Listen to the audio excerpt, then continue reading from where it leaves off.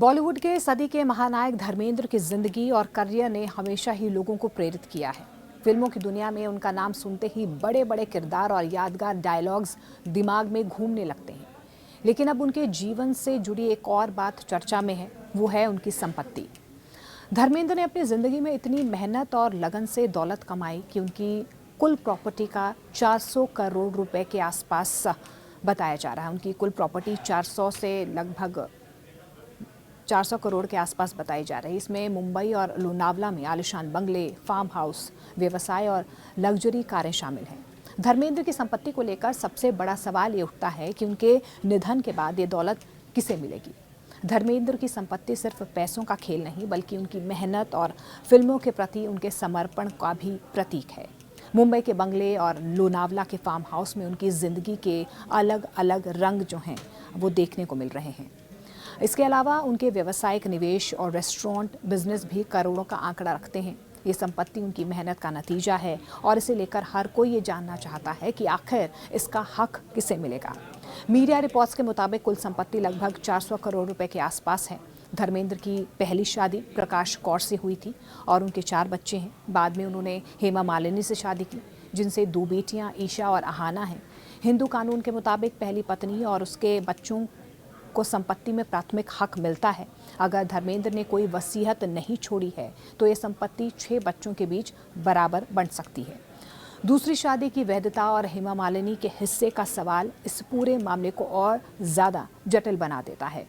इस पर उनकी पत्नी और बॉलीवुड की खूबसूरत अभिनेत्री हेमा मालिनी ने पहले ही साफ कर दिया था कि उन्हें धर्मेंद्र के पैसों में कोई दिलचस्पी नहीं है। उन्होंने ये भी कहा कि उनके लिए प्यार और साथ ही सबसे महत्वपूर्ण है पैसा नहीं। और इस बयान ने मीडिया और फैंस के बीच बहस छेड़ दी कि आखिर उनकी संपत्ति किसके हिस्से में आएगी।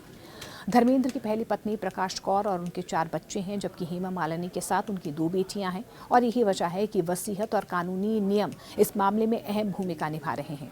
धर्मेंद्र की 2 शादियां हुई थी।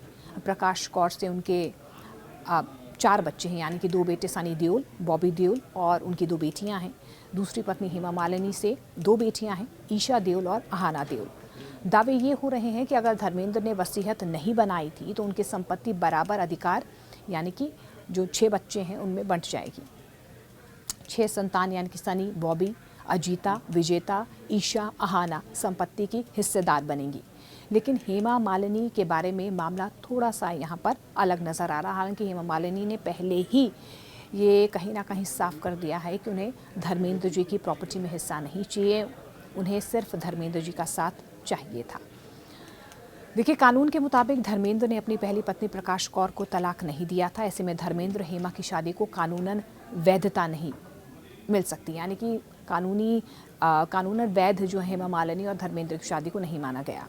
ऐसा माना गया है कि ऐसी दूसरी शादी कानूनी दृष्टि से अमान्य हो सकती है। और इस वजह से कई विशेषज्ञों का ये भी मानना है कि धर्मेंद्र की संपत्ति में हेमा मालिनी को कानूनी हिस्सा नहीं मिलेगा। हालांकि धर्मेंद्र की बेटियां ईशा और अहाना अपनी मां हेमा मालिनी के साथ अपने पिता की संपत्ति में हिस्सेदार रहेंगी। वे उनके बराबर वारिस मानी जाएंगी।